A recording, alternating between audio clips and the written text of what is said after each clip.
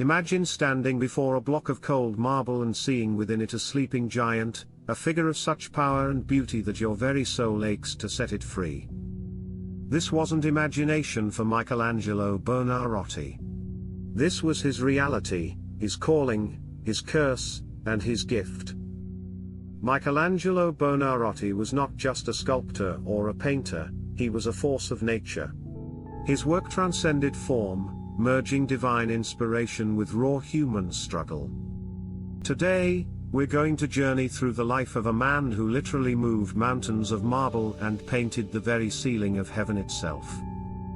Before we dive in, don't forget to like, subscribe, and comment below to support this community of thinkers, seekers and visionaries. Early life and formation. Born in 1475 in Caprese, Italy, Michelangelo came of age during the height of the Italian Renaissance, a time when humanity was rediscovering its potential, when art and science danced together, and when the very concept of what it meant to be human was being rewritten. But Michelangelo's childhood was far from easy. His mother passed when he was just 6 years old, and his father, Ludovico, was a minor official who struggled financially. Ludovico initially resisted his son's artistic ambitions. Art was considered a trade, not a noble profession. But young Michelangelo was relentless. He was apprenticed at 13 to Domenico Ghirlandaio, one of Florence's most respected painters. But even then, Michelangelo knew his heart belonged to sculpture.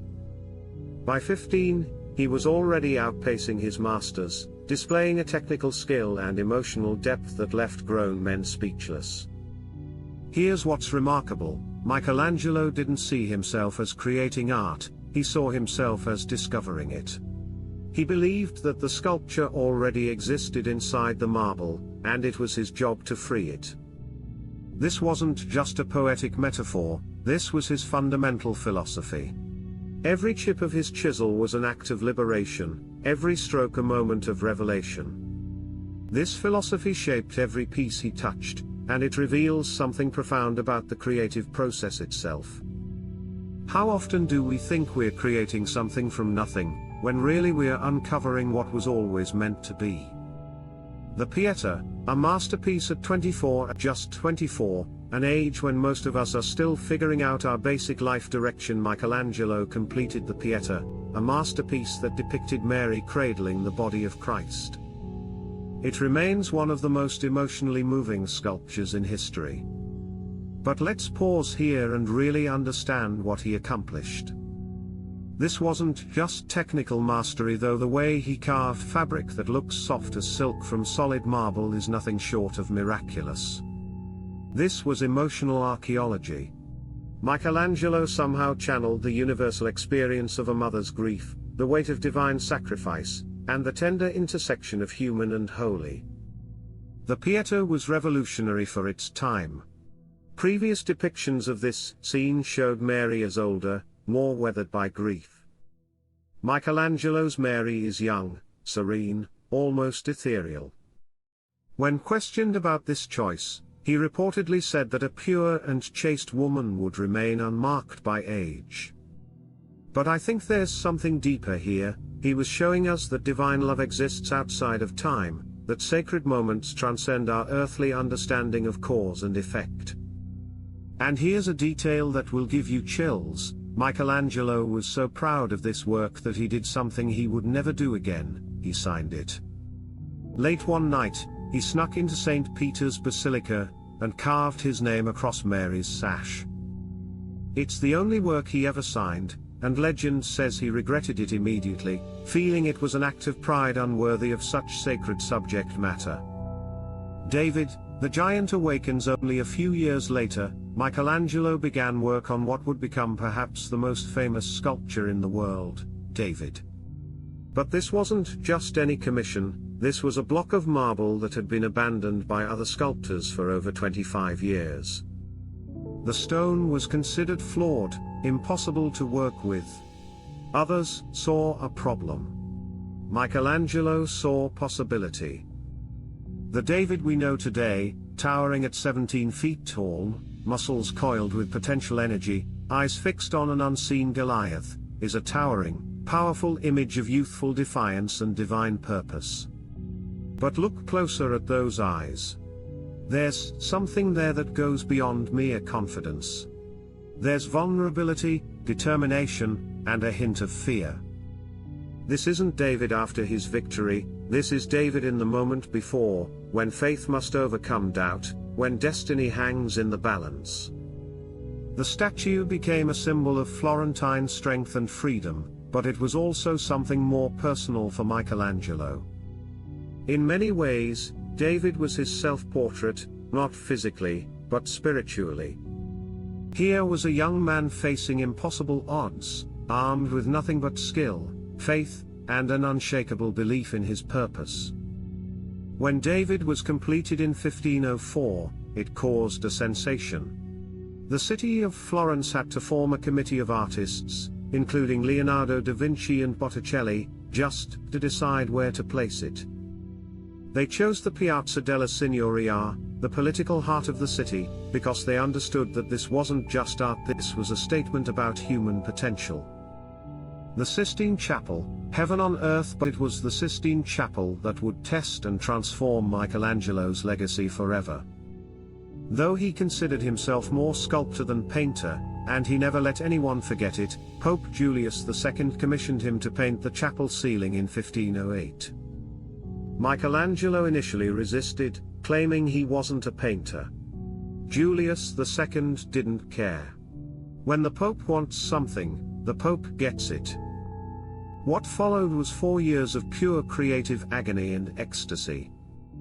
Michelangelo worked mostly alone, often lying on scaffolding 60 feet above the ground, paint dripping into his eyes, his neck cramped in impossible positions, suffering physical pain to create spiritual beauty. He wrote a poem about the experience that begins, "My neck thrust forward like a harpy's beak, my brush, above my face continually, makes it splendid by dripping down." The ceiling holds over 300 figures, telling the story of humanity from creation to the fall. But the centerpiece, the image that stops visitors in their tracks even today, is the creation of Adam, where God and man almost touch. That gap between their fingers, small and electric, is perhaps the most analyzed space in all of art. It's the moment of life itself, the transfer of divine spark to human clay. But here's what most people miss about that scene: Adam is relaxed, almost languid, while God approaches with urgency and power.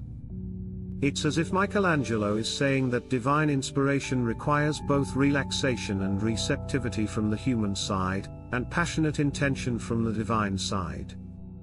That gap between their fingers isn't emptiness, it's potential energy, the space where miracles happen. Michelangelo didn't just paint scenes, he painted the inner world of the soul. He combined his deep knowledge of human anatomy with movement, mythology, and theological power. Every muscle, every gesture, every expression serves the larger story of humanity's relationship with the divine.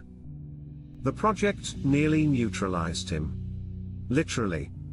The physical strain was enormous, but the creative pressure was even greater. This wasn't just decoration, this was the Pope's private chapel, where the most powerful men in Christendom would gather to elect future popes. Every brushstroke carried the weight of eternity. The Last Judgment, darkness and light. Years later, Michelangelo returned to the Sistine Chapel to paint the Last Judgment on the altar wall. By this time, he was in his 60s, and the world had changed. The Protestant Reformation had shaken the Catholic Church, Rome had been sacked, and Michelangelo himself had lived through decades of political upheaval and personal loss. The Last Judgment reflects this transformation. Where the ceiling was about creation and potential, the altar wall was about judgment and consequence. The work is darker, more intense, more psychologically complex. Christ appears not as the gentle Savior, but as a powerful judge, his right hand raised in a gesture that could be blessing or condemnation. Michelangelo painted himself into this scene, but not as a saint or hero. He appears as the flayed skin of Saint Bartholomew, empty, hollow, a mere shell. It's one of the most haunting self-portraits in art history, revealing a man who felt spiritually emptied by his own creative process. This wasn't the confident young artist who had signed the Pieta. This was an older, more reflective, and more haunted man. His faith had become complicated, part reverence, part rebellion. He questioned everything, his purpose, his salvation, his very worth as a human being. The inner struggle. Have you ever looked at your gift and felt it was both a burden and a blessing? Michelangelo did. His letters and poems reveal a man tormented by his mission but compelled by something greater than himself. He battled insecurity, loneliness, and perfectionism. He was insecure about his identity in an age when such feelings had to be hidden, channeled into art, sublimated into spiritual devotion. His sonnets speak of love with an intensity that could only come from someone who understood both passion and restraint. He was also notoriously difficult to work with, temperamental, demanding, suspicious of others' motives. He changed his mind constantly, destroyed works he deemed imperfect, and lived in conditions that shocked even his contemporaries.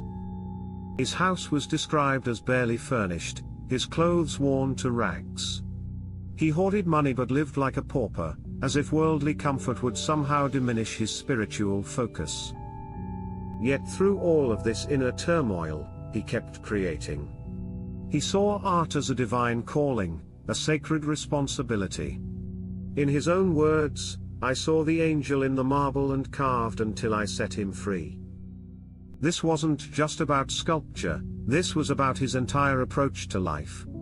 He believed that everything, every person, every situation, every moment, contained hidden divinity waiting to be revealed. His friendships were intense but complicated. His relationship with Vittoria Colonna, a poet and spiritual reformer, sustained him through some of his darkest periods. Their correspondence reveals a man capable of deep emotional connection, but always filtered through artistic and spiritual concerns. The final years. Michelangelo lived to be 88, working almost until his final breath. His last work, the unfinished Rondinini Pieta, shows Christ and Mary again, but now they're broken, raw, less polished, more human. It's possibly his truest self-portrait, stripped of all pretense, revealing the essential humanity beneath the divine calling. In his final years, he became increasingly obsessed with architecture, designing the dome of St. Peter's Basilica, a project he knew he wouldn't live to see completed. But he worked on it anyway, driven by a vision of something greater than his own lifespan. He passed in 1564, and his funeral was attended by artists, nobles, and common people alike.